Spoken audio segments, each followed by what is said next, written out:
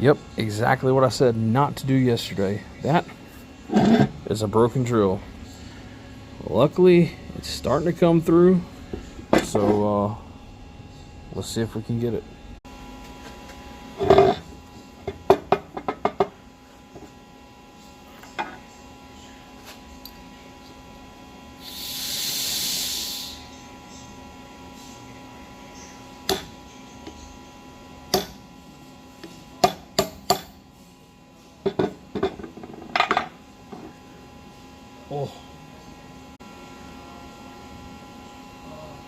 Oh, so lucky.